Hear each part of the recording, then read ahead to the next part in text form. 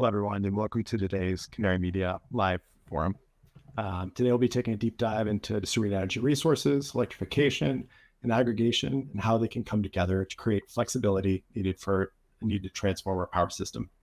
My name is Ben Kellison. I'm the Chief Operating Officer with Darcy Partners, a market research firm specializing in accelerating the adoption of emerging technologies across energy and energy-intensive industries.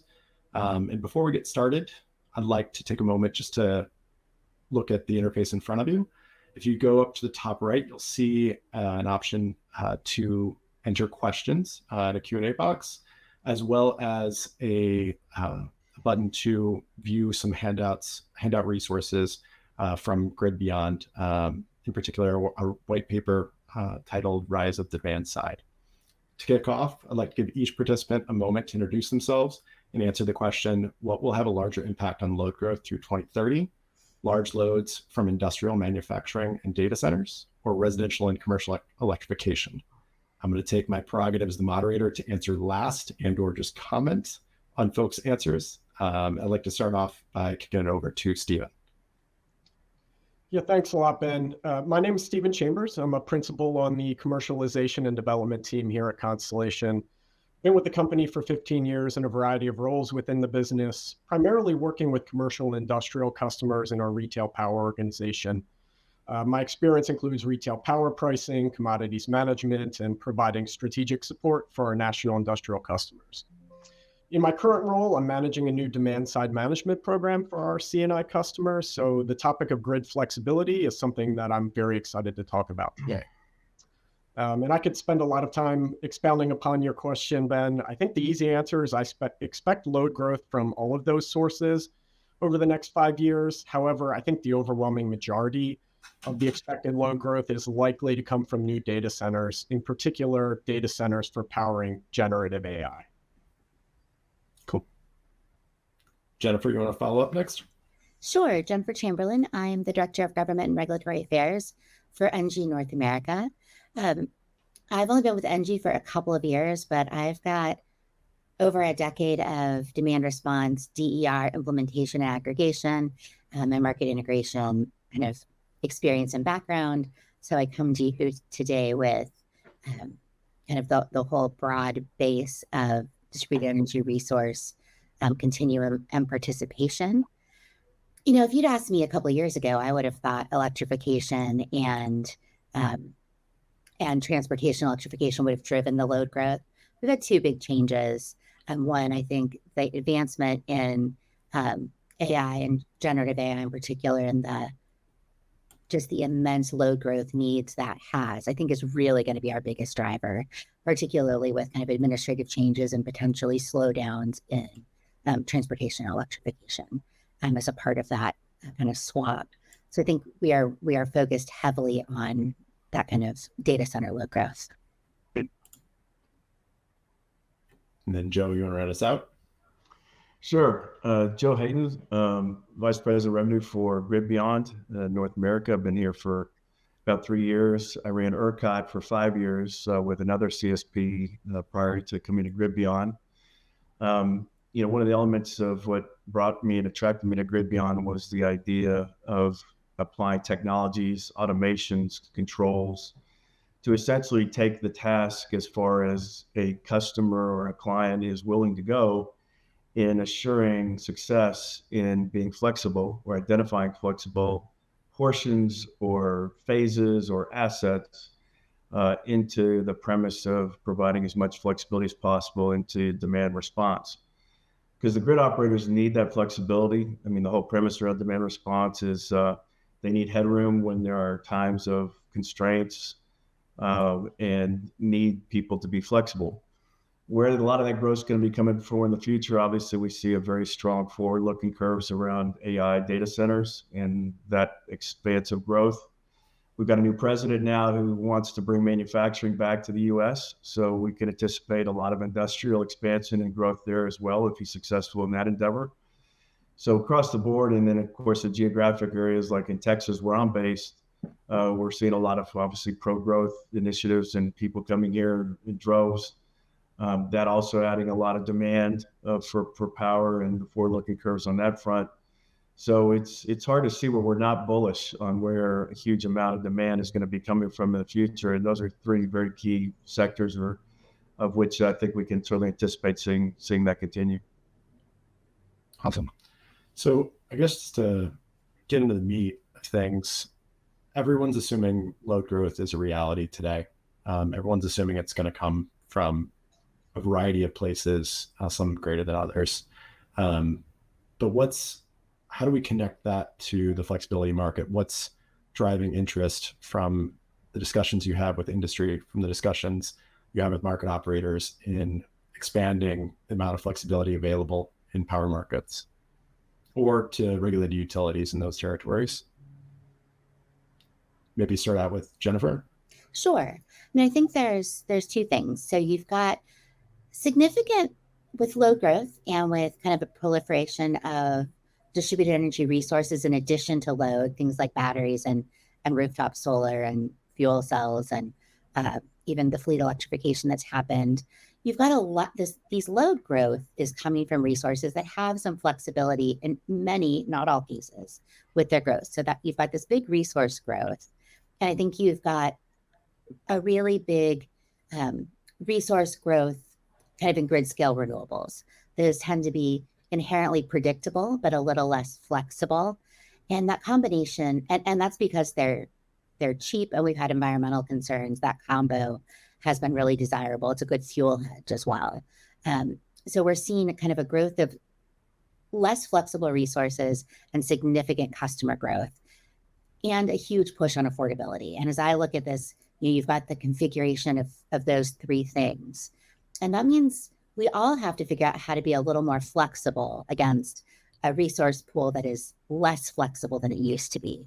I think I spent the early part of my career planning for resources to grow to follow load. Now we've got resources that can't do that as much, at least some of them, which means we need to figure out how to have load do a little more resource following.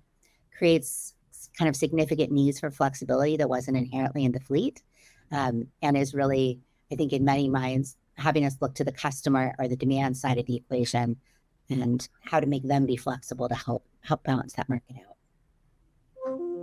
Yeah, and then I think there are two angles from which I would approach this question about what's driving growth in the flexibility market and interest in flexibility programs. From the customer's perspective and the ones that I work with, it's really driven by, increasing interest is spurred by increasing costs, right? Customers are wondering, in light of the anticipated load growth, the factors we're seeing in the market around the energy transition, how do I manage increasing demand charges such as capacity and transmission in PJM or 4CP charges in ERCOT? And then increasingly, we're seeing price volatility on the commodity side. Just for a basic example, capacity costs in PJM increased 9x in the latest auction. And we've seen examples going back to Winter Storm Uri and ERCOT, right? These energy costs, commodity costs, demand charges can be increasingly unpredictable. So my customers are looking for new solutions and tools to help them manage their budgetary risks, right? And demand side management programs provide them with a tool to accomplish that, whether it's a voluntary program or in-market participation through programs offered by the grid operators. Yeah. And then, just to quickly touch on the other side, from the grid operator standpoint, right, as they look at increasing demand, right, from data centers and other sources, they're looking for resources that can help balance supply and demand. And maybe not, bring additional base load, but the challenge is going to be increasingly, how do we manage demand on the grid during those few peak hours of the year when there's a severe weather event? And I think demand side resources provide a really valuable tool that can help preserve reliability of the grid during those critical hours.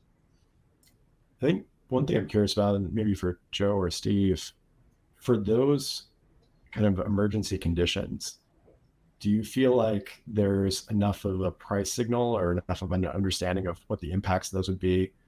It's not going to hit the residential side nearly as much outside of a few kind of retail plans that are out there. Are the price signals there to motivate change within the C&I side? Yeah, I mean, it's interesting you asked this question, Ben, because we see incentives for the grid operators, whether regulated or deregulated, vary anywhere from roughly around $4,000 a megawatt a year in certain zones within MISO to probably on average now around $85,000 to $90,000 a megawatt based on a menu of about 5 or 6 different program offerings at ERCOT to over $200,000 a megawatt in regulated utility offerings in one place along the western U.S. Mm-hmm. So the incentives are varying all over the chart, and they're really based on how the grid operator sees the need to incentivize behaviors that will give a C&I customer a strong enough reason to participate and to enter their load into the programs. And to clarify, with incentive, you're talking a adequacy or capacity payment type of incentive. Is that correct? Yes. Yeah, you're getting paid. These clients and their loads are getting paid as like an insurance policy to be available for somewhere in the future. Don't know when, where, how, or why, other than probably most typically around alignment with extreme weather events. But with, of course, the addition of a lot of renewables that can be disrupted, those potential chances can occur more often and more frequently. We're seeing this great displacement in the grid, makeup of what generation looks like for good reason. And so not only are the incentives important to be at a point where it gets people interested, there's got to be some level of predictability in when or, under what circumstances those kind of conditions occur where they can have some sense of assurance and management of risk that disrupting their core business or operation won't be so much that it really affects customer outcomes. And so the balance there is how do you make those things work? So the financial elements, I think, are there depending on the region and location. But I think what they're really looking for is some sense of risk reduction by having some certainty around when these elements or these conditions are going to occur, and I will be called to deliver on that insurance policy. And that's where I think AI is going to have a huge impact as far as where flexibility, demand response growth occurs, is how better am I getting predictive tools to give me a better sense of when I know those risk factors are going to be forming on the grid so that I can prepare my management team for when we will go and exercise a flexibility, a curtailment to meet that requirement. And ideally, it's not overtaxed and it's not done too much. But that's the future. Who knows what's going to happen in the future. Well, I think there's kind of two kinds of flexibility too, Joe. And I think we see different kinds in different markets, and different, whether it be pure loads or resources, can play different things. There's the kind of big flexibility planning for a few hours a year, kind of worst grid conditions. And then there's kind of regular, predictable flexibilities or need for flexibility that can happen, kind of intra-hour even. And I think depending on the kind of resource you've got and what kind of participation models you have, the grid needs both of those things. And I think load and DER should have an opportunity to play in both those spaces. Different signals, quite possibly different customers, different reactions. But they're both, I think, kind of flexibilities that become, really important for driving what we need. Yeah, I think that brings up one of the more important components on this. Right now, estimates say about 15% of DERs participate in flexibility programs out there. Comparing, those intraday challenges, when you look at storage that gets added and ERCOT at this point, participation is very high on a daily level.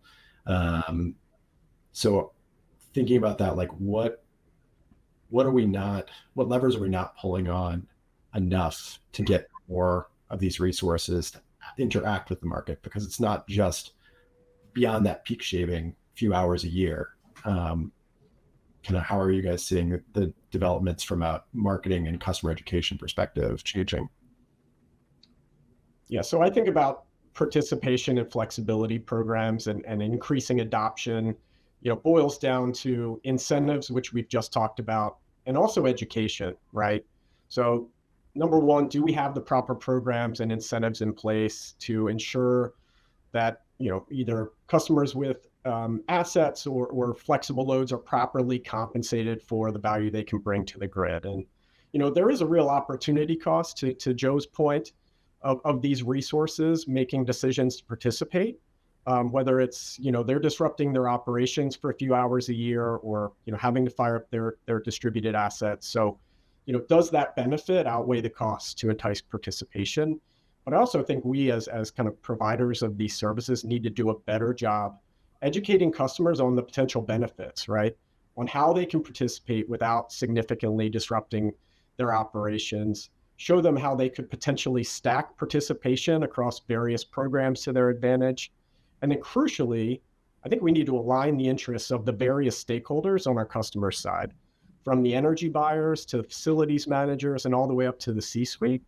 And finally, I really think we need to make it easy for customers to participate and execute on these strategies, bring them the technology and the knowledge that they need to enable participation, and make that process seamless. And that's really what's going to, engage customers in participating in these programs and boosting adoption. I agree with you, Steve. I think making customers educated and letting them really know is a really key issue. I think there's also things on the market and the policy side where there is still, I've found, at least in the West, a little bit of an inherent concern about the reliability and, is this a real resource when you're talking about DERs and load flexibility? And so there's kind of a policymaker and market operator acceptance that needs to happen. And so I think, we have jobs to educate them on how these are working. I think of taking a customer on a journey from, an emergency program to allowing their batteries to be in a frequency response program. And there's a whole set of processes there. I think we also have to take our policymakers on those same kind of journeys about where we're successful and how these are very real resources. Yes, are they totally perfect? Never. Neither are our gas plants or our nukes or anything else. And so kind of taking everyone on both sides on that journey, because we need good data access. We need good metering access. We need programs and market aggregation models that allow us to participate and allow us to bring customers in. And I'd say the fault of not as many DERs participating as they should be can be equally split between educating customers and not giving them a good, easy opportunity to do so. So we've got a lot of work on that side as well. Yeah, Jennifer, you touched on a topic that I think of on the demand side. It has a bit of a perception problem, right? I think, you don't have to look hard to find examples of like bad actors in this space, or where there's been cases where demand resources just don't show up when they've been needed the most in the past. So how do we get industry stakeholders and resources to think of, the reliability of demand side resources on a similar plane as a generation resource in terms of the value and reliability that they can provide to the market, and making sure that these resources are real and actually going to come through and provide value at the end of the day? Yeah. I think one of the challenges we run into there is when it's peak load for 8 hours a year, it gets called every 3 years. It's a very strong uphill battle to explain that and to get people to spend the time to sort out how to design that program, that testing regime. When it's every other day, if it's a utility run battery program, residential or commercial, a small commercial, like there's metrics, there's analytics, there's data behind it. I think one of the things I was impressed by early on, like some of the, I think it was around 2018, 2017, there were some early VPPs around EV managed charging, and they could actually provide the daily data on the impacts that they had, not on the, just the summer season, but the whole year round. So I do wonder if there's more opportunities with some of the more flexible assets for us to be a little bit, to share more data with the industry and work over some of the folks that are having difficulties kind of getting on board with some of these assets with data. Yeah. Yep. So did get a question in about distribution values versus wholesale values, and I'm happy to go into this a little bit. I've spent a lot of time running the grid practice over at WoodMac in a previous work life.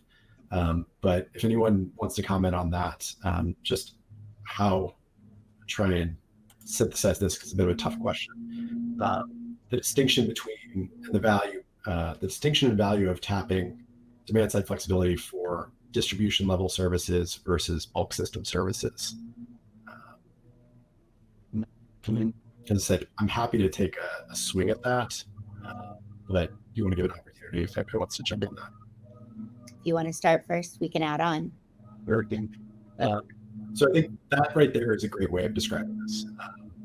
By all means, there is value at a distribution level for TERs. The hard part is it's very pinpointed, generally speaking, to very specific areas. So like some of the biggest opportunities we've seen for non-miles alternatives, which is kind of the easiest utility, easiest banner to put these types of opportunities under, was in New York. It was one single substation, and it was $1 billion in deferral. That single substation fed an area that was maybe, 2 to 5 square miles. So it's not going to rise up to a national level. It's not going to rise up to a level even within an ISO territory as to how all the and standardization of those benefits and policies come through. Efforts along those lines, but today it's still very niche. Outside of a few utilities that have driven that discussion, I would say the best utilities to look at are the UK utilities, and specifically United Kingdom Power Networks, looking at some of their programs and how they've designed actual price signals, as well as, and these are annual price signals in many cases, but price signals and programs around DERs participating in distributional markets is a great start. Haven't seen as much in the US, despite quite a bit of regulatory efforts in New York and California. And I think about a half dozen other states. Yeah, I mean, I think that there is, very clear and obvious value at the bulk system level, where you're either turning on and off power plants or turning on and off loads, and they can be treated with a fair amount of equivalency. These resources can be super, super local, though, and that can have both a bulk system value and a distribution system value. Whether it's just a non-wires alternative or whether it is, a utility trying to manage distribution flows on their network. We don't usually see transparent distribution system operators. We do see them some in the UK and in Europe, but we don't really have that model in the US. Our utilities are all, or virtually all, if not actually all, the distribution operator for their kind of footprint and their balancing authority. And so there is a value there. I think it's been harder to pinpoint how to compensate that value and what it is. Operators would really rather have a couple customers turn off, though, or turn down or turn on their generating assets than black out a section of their grid on the distribution level. So there's obviously value, but it's kind of an insurance policy value. And I think that's harder to evaluate and have be a standard thing, and one that we're struggling with. Yeah, and I think you're going to see these flexibility programs, whether at the wholesale level or distribution level, continue to evolve as, this load growth continues, right? And the grid operators determine how load side resources, or utilities determine how load side resources can help address new issues that load growth may cause. So I'm optimistic that, the value and possible values will continue to increase through, potentially new programs that target specific issues that utilities and grid operators are dealing with. Well, it can even be one of those things. I think Texas is grappling with this as well. Large loads want to interconnect quickly. We haven't planned for them on our distribution systems. Can these new loads interconnect with an interruptible requirement as part of it? I think that's, so we're going to see a lot of strange things, I think, happen as we try and grow loads. If loads grow at the paces that everybody wants or everybody's expecting. I think the news out of China on what they did just in the last day with perhaps less computing power for the same AI output I'm not an expert in this field, but I don't know if that's going to be a change all of our perspectives again in another year. But data center efficiency and pace of growth on adoptive AI are massive risks, I think, within our load growth forecasts. They could absolutely not come true, or we could end up with a lot lower load growth than expected. So I think that's a really important point to bring up for sure. Well, it varies. And I think if you look at ERCOT's model, the analogy I've always used is there's a grid is like a room in a sinking ship, and the ceiling is the generation line, and it used to never move. And we had a lot of coal plants, had a lot of diesel plants, had a lot of gas plants. Generation was pretty consistent.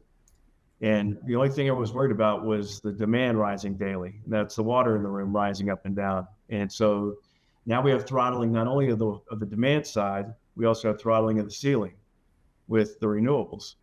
And so, the question is, what kind of predictability can I get out of knowing that the frequency and duration of when these are going to be called, these demand response events are going to be called, allows me as a CNI user to decide I've got enough risk understood in that premise.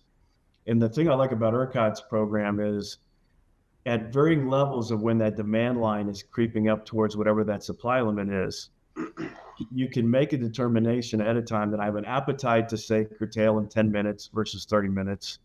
I have an appetite to curtail less frequently than, say, a program that's called sooner in that progression rather than later in that progression. One of the things that I think has resonated the most in talking to customers about whether or not to decide to enter into the game and be part of the solution is that when ERCOT does eventually call, in the case of Texas here, they're calling because they need help. They need your help to be flexible, to give me headroom, because my supply and demand limit is coming very, very close to its limits. And of course, during Winter Storm Uri, as we know, that came within 6 minutes of that happening, where we could have lost the entire grid. And so they're important programs, and those who decide that they're part of the solution in that premise is understanding under what guides is my need to help really taking place, and what is it going to impact. And so when customers get a sense of the bigger picture, they tend to be more interested in participating.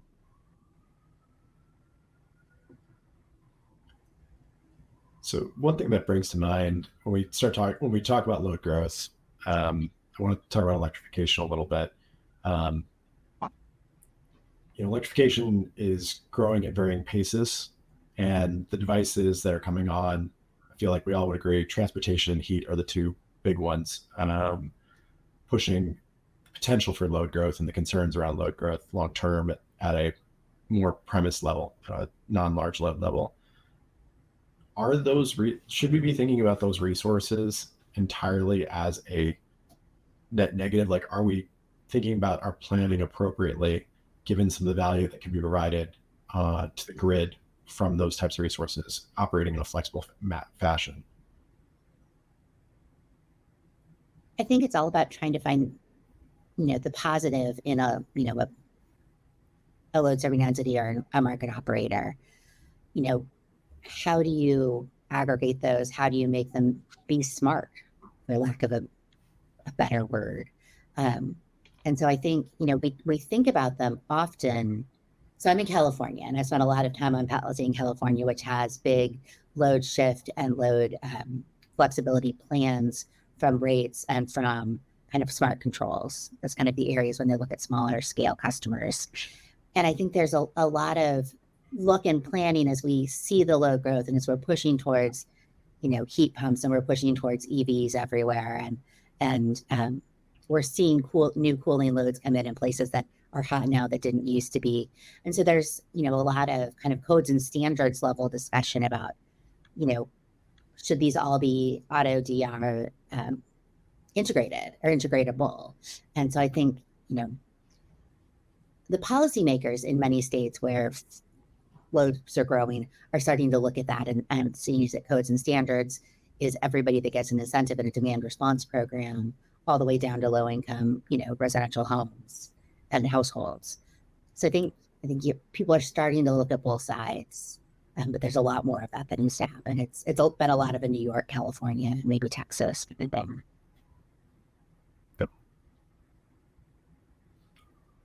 When you look at that, when you look at that both sides view, you mentioned a couple of types of programs that are out there. Yeah. What programs do you think are going to be the most impactful through the end of the 2020s with the next 6 years? Well, I think that programs that, especially in the resi space where you can enroll device level auto controls, are the ones that are going to be the most trusted. And I think trust is a level of impactfulness that's going to need to happen. I'd like to see, more third-party things, but I think we're still going to see a lot of utility-sponsored things. The state of California hopes that this will all be flexibility from kind of a dynamic rate. So subscribe to your base usage and then have the rest of it be at dynamic pricing and not price-driven, or devices connected to prices will help drive that. I'm not totally sure we'll get there. I lived through the energy crisis. I watched Winter Storm Uri. I've seen what a little bit of dynamic pricing can do to the residential space. So it gives me a little bit of pause. That's what I tend to think is we're going to see make the most impact in the short term. In the long term, I think we all need to be able to, have all of this, have all its, at least be aggregatable and put into wholesale markets. I think that will be more efficient. But in the meantime, I think we're going to see a lot of utility programs. Yeah, to me, I won't make a prediction about what's going to have the biggest impact, but kind of what excites me, and especially from my customers' perspective, is that there are a variety of programs that exist today that meet customers' needs, kind of meet their specific resource capabilities, while also filling a potential gap in the reliability needs of the grid, right? So customers can participate in peak shaving, in capacity markets, ancillary services, or energy cost avoidance programs, which all have that potential to provide meaningful benefits and kind of meeting the needs of the customer. And so these can be voluntary curtailment programs or participation programs, or they could be programs that are in market offered by, the ISOs and the grid operators. So, I think, again, we're an evolving market in this space. So I think there is also that possibility that we'll see new programs introduced that target those particular needs as they develop. Yep. Yeah, I think if you look at the grid, I mean, we've gone through like 4 phases of, I think, what we would call the great displacement, right?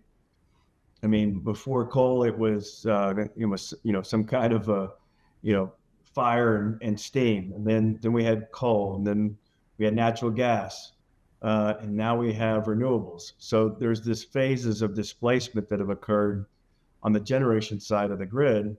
Where is the next displacement going to occur? I think it depends on, obviously, geographically what the market, grid operators are looking at. The long-term reserve margin in PJM, for example, has been targeted about 25%. It's a lot of headroom when you can count on that analogy I was using earlier, the ceiling never moving. But as we add more renewables, that 25% can disappear pretty quickly, depending on how much reliability we have on a interruptible renewable resource to the grid. ERCOT's longer-term reserve margin is around 14%. So less headroom, driving more efficiencies and trying to get flexibility into the market with greater incentives, and a lot more of those incentives. I think it all heads towards where we think batteries are going to be the play that is going to be the next big displacement that buys us time between those variables of throttling of the generation side with the throttling of the demand side, that gets customers the ability to make economic gains on that front, while also being good corporate citizens and helping this great displacement of this next phase of the grid, and then the AI tools that can help predict when those elements are going to occur, to give customers a greater opportunity to participate with greater certainty. A lot of Constellation's customers, for example, in their fixed price contracts, by default, a fixed price contract does not provide a huge incentive to be flexible. There's no reason for it. But if the grid operators or the utilities provide an incentive for a customer who is protected under a fixed contract, but can be flexible, what other incentives can they provide in allowing for that flexibility to enter into the game where otherwise it wouldn't? So a lot of different ways for us to look at these things with the right tools. And again, I mean, as we look at AI in this area of in this particular sector that we all live and breathe every day, it's going to give us better predictive capabilities to reduce risks, to be able to feel more confident about putting flexibility into the market. And then I guess lastly is the programs that are getting below the meter. You know, the traditional sense in demand response has been at the meter and at a full site. The future is isolating those flexibility areas, putting that flexibility and understanding the headroom around those phases or parts of an operation, and then monetizing that into the ability to put those into grid services. There's a huge, big future ahead for that approach. I hope so. Joe, you touched on something I thought was kind of interesting. And this might take me a minute to get to a question. But the amount of complexity just mentioned and the number of opportunities that are just in the ERCOT region, if we think about a commercial battery of some scale, there's a lot of complexity that's introduced with those types of resources and trying to get the most out of them. I'm kind of curious, for any of you, but I think this might be a good one for Steve or Joe to start with. Do you see any changes in how customers are interacting with aggregators, with people that are representing them in the market? Is there more control that they're ceding for resources that may not be as core to their operations? Because demand side has typically been about reducing demand from their direct operations as they integrate things like batteries or other kind of more economic related resources rather than ones that are, for lack of a new term, core to their operations. Do you see that relationship changing, I guess, is the question? Well, if I understand your question, then batteries obviously are providing the flexibility into a customer profile that maybe traditionally, historically, is not flexible. And so with flexibility comes economic opportunities, not only for formal aspects around demand response, it also provides economic opportunity for the day-to-day price fluctuations we see on an hourly basis in the market. And so, one of the things that we provide as far as an offering from a battery standpoint on behind the meter is the ability to put a battery in place on our dime with our backing, and then betting on the market and betting on our own predictive analytical AI tools to monetize the maximum capabilities of what to recover from an economic standpoint on the day-to-day hourly changes that we see in the grid. It gets a customer, more resilient power, opportunities from a battery standpoint. We'll share in some of those revenues because that is the opportunity ahead of us. But we're betting on ourselves and we're betting on our own AI tools to be able to predict those capabilities. And that's over a longer term. It's like a 10-year endeavor, but we certainly see it as a win-win for all involved. Yeah, it seems like a big shift, not just for batteries, but for managed charging for vehicles, if somebody goes down the fleet electrification side of things. But as some C&I customers go kind of through that progression of maturity, moving from just a peak shaving a few hours a year interruptible service to something that's more interactive with the markets, it seems like there would be a lot more requirements on facilities managers and something that aggregators would have a significant opportunity to be supportive of. Yeah, to piggyback on both of your comments, right? In my experience, I'm definitely seeing at least an appetite to explore that conversation and how operations can be adapted to participate, whether it's using existing assets. And we're seeing increasingly customers ask about new technologies such as battery storage or new types of backup generation that can be deployed to increase flexibility, especially if they don't have that ability present day. And one of the things that I think is going to be key to the growth in these markets is investing the time and resources in new technology, whether it's process monitoring and automation, and especially, smart decision-making tools, machine learning, AI-based forecasting that can help customers optimize the value of participation by better predicting event hours, pinpointing, those hours when they should be participating in these markets.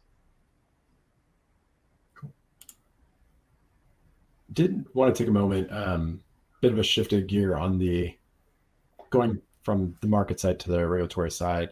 We have a question about standardizing state level rules and regulations, just to make it easier to build out portfolios. Mentioned VPPs, but you can use your acronym of choice. Do we see any progress along those lines, and kind of what do you see as the light at the light in the market, maybe the dark in the market, and maybe Jennifer kick us This would off. be fantastic. I mean, I think that all of us who play in markets, especially who play in multiple markets or in multiple utilities in a state, having standardization in data exchange formats and data delivery formats, and in all the elements that get you these would be really awesome. Also, having some standardization in products, at least some of them across certain jurisdictions. A lot of customers work across multiple jurisdictions themselves. Having some continuity for customers would be really fantastic. That sort of thing feels like, the dream out there. There are definitely folks working on, data standards, on green button exchange data. That being said, I don't find it super successful. So I feel like we may have to play in this world for quite a bit of time where that kind of standardization isn't going to exist. I feel like not the battle per se, but a lot of the efforts are still being put in place in many parts of the country to make that data access available under whatever terms and formats come, much less standardization, just getting to the place where we've got that data in a really timely way. So I think that's where we are all still trying to get to. And then seeking standardization, at least within a state, is something, we've been pushing on for a long time.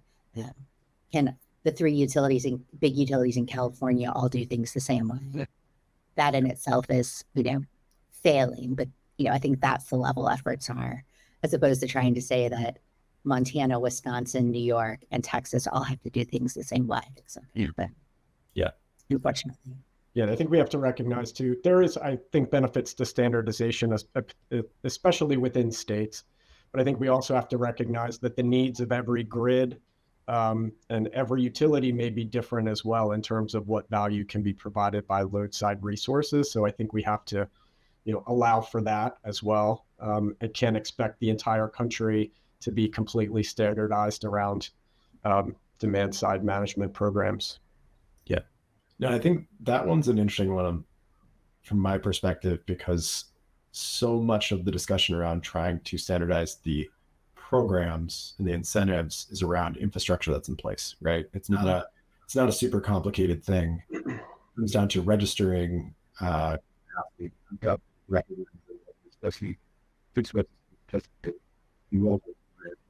which, Ben, you may need to talk a little louder. sorry. When it comes to recognizing what resources can participate, how they can participate, and what's required from a technical perspective, be it metering or estimations or what algorithms to assume what type of demand drops, those efforts, I feel like, at least in, since I've been in this industry, they've been around, talked about extensively, and it's been kind of disappointing to see how little progress there's been along those lines. Like, it's still a question, I feel like, within utilities. Do you need another meter if you want to have a managed charging program? Like, it's not, everybody's had a program for 5+ years, I think, around standardizing and trying to determine a way to have telemetry on the vehicles, provide that type of information that's trustable, but it's still not kind of sorted out. So I think it's a very interesting one from a how do we get resources to qualify the outcomes? What's the value and revenue possibilities? It's just really tough. Because This goes back to your early on question about there's only 15% of DERs in markets. Why? This is a big chunk of it. yeah, I think, and it seems like, well, I'm kind of curious. My perspective on the resi side is this is a challenge that vendors and utilities have to solve. If they want to have programs that are extensive, if they want to tap that resource, then there has to be more collaboration from point of sale to registration to operation. On the commercial side, I'm wondering, and I think we touched on this earlier, it sounds like the price signals are there to germinate that collaboration. It doesn't necessarily require as many partnerships or as tight of a loop to bring people in. Is that just a matter, I guess, Stephen, on your end, do you feel like that's something that's changed because of the concerns around capacity? Was that the case a few years ago? Is this, from an industry perspective, is this something that we can expect to kind of be there? Or is it something that really has been driven by prices today and concerns about prices over the next 5 years? Yeah, it's a good question. I think, the emphasis today is really around that price signal, whether it's provided by the capacity market, increasing capacity and transmission charges, the potential for scarcity pricing, right, that can blow a consumer's budget. They really want to be prepared and have the tools in place to be able to mitigate that risk. That being said, if we see this load growth, I will those price signals go away? If they exist, then there'll be demand from the customers to continue to participate. Yeah. At least on the commercial and industrial side. Yeah. It seems like we have a stick that's going to be there in the next 5 years. It may be bigger or smaller than what we expect, but demand growth is going to be significant enough to likely outrun or keep pace with our infrastructure development. If you believe the current forecasts, right? Yeah, I think that's currently the consensus view in the energy markets. Yeah. So along those lines, this might be one, Jennifer, you might have some perspective on. We've had a lot of demand response programs in the past. We've had a lot of VPPs in the past that utilities have run as well. Kind of mentioning, a few years ago, the price signals weren't there to drive this. The concerns about capacity weren't there to drive continued investment in that. What are you seeing maybe from a, actually, I would open this up to anybody. What are you seeing from a building capabilities perspective within organizations? Are we bringing in the right talent to be able to execute and develop more capacity to develop new programs? So that could be product competencies or processes or systems. Are we doing everything we need to revitalize new and existing programs and manage them? I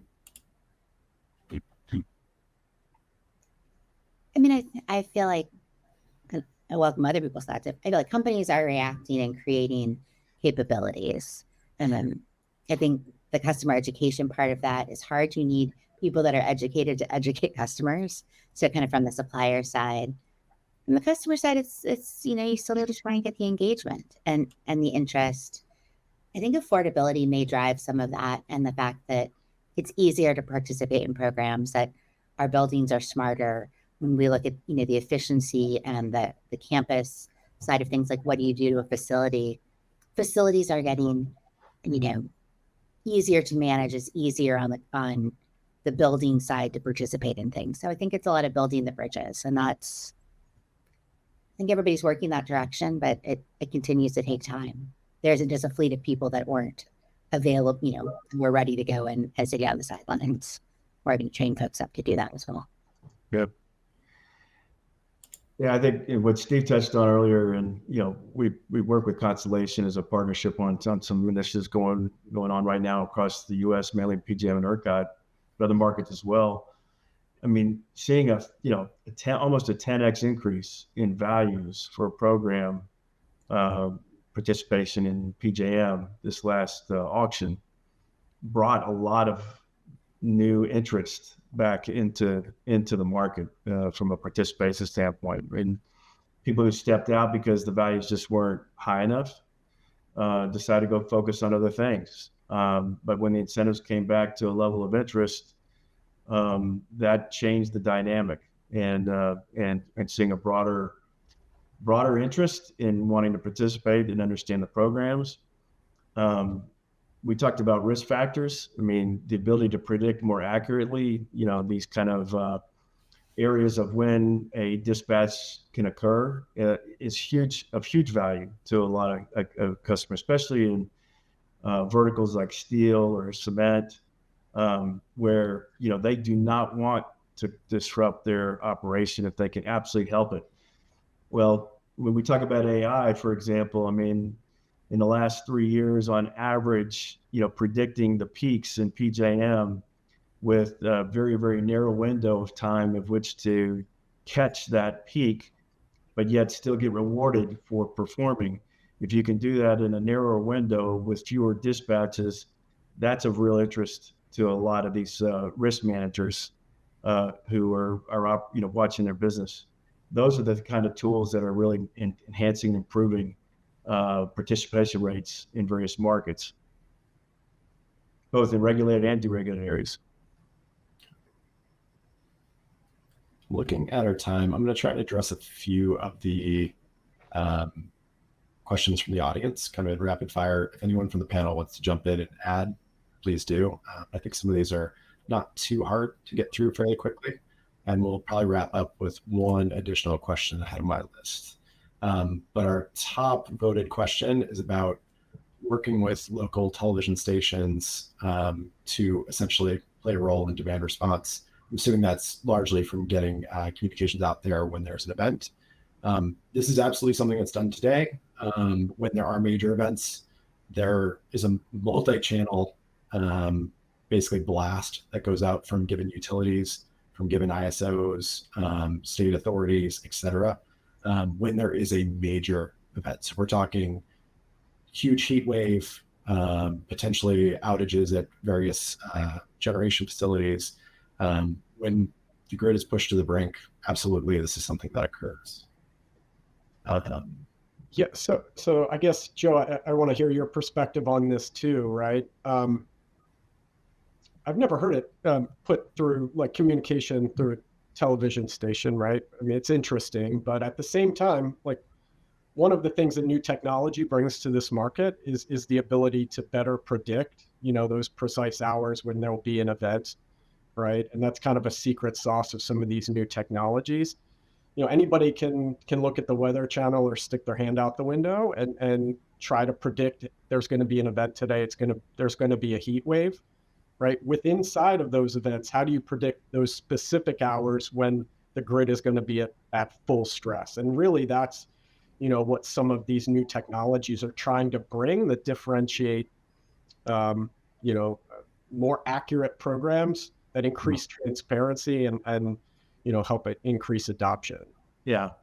I think if you look at, for example, in ERCOT and during Winter Storm Uri, I mean, the broadcasting, that messaging was going out that we're headed for trouble. Well, and that's great, ideally. And the reason these programs are in place is to avoid it ever getting to that level of, broadcasting alerts, because the grid operators don't want people to have the impression there's an insecurity issue around power. And so these programs, and again, I call them insurance policies, they all have a different set of risks with a different set of requirements. And in ERCOT, and I think it's the most advanced as far as grid operators go, very similar to the UK and Ireland in the grid environments we operate there, with GridBeyond being a Dublin, Ireland-based company. But they will call a different level of program. They will call a program based on a certain level of, in my analogy, where the water's rising up to the room. And in ERCOT, those kick in on various programs when, say, demand gets within 3,000 megawatts of whatever the generation line is. If that does the trick, ERCOT stops and never does anything else, and that program set of insurance policies for those customers for that risk profile delivered on their flexibility, and it got the demand line to come back down and no further action is taken. But if it doesn't do the trick, the progression is to another program that kicks in around 2,200 megawatts to the ceiling or generation capacity, another one within 1,750 megawatts to within that capacity line. And so these different programs are called based on progression of demand to whatever that supply line limit is. Ideally, they redress all those issues well before it ever gets to a point where it's broadcast to the general public for everyone, for residents to turn off their pool pumps or drop their heating or cooling. And so it's a progression aspect that is designed to avoid those kind of full alert, kind of scenarios, because all of those phases of programs are already ready to go, ready in place, and designed to do what they're supposed to do when those kind of events start to occur and progress. We definitely have, the news tell us in California when things are problematic for local vendors. I think we've even had a text from, the Office of Emergency Services telling us to turn everything off before the grid goes down. What I say about things like that is you can only do them once in a while. There's a pretty limited amount of ability to call on folks and have them respond. Yeah, exactly. It looked like our moderator froze up. He kind of had a deer in the headlight look there for a minute before he disappeared. He did. I don't know if Ben will come back or not. There he is. There's Ben. Hey guys. So cool. Sorry about that. I missed out on the last bit, but given time, I think it's okay. We're just going to wrap up. So I appreciate the time that everyone in the audience has spent with us today. And thank you to each of the panelists for joining us and sharing some of their expertise. We covered a lot of different topics and jumped around a bit.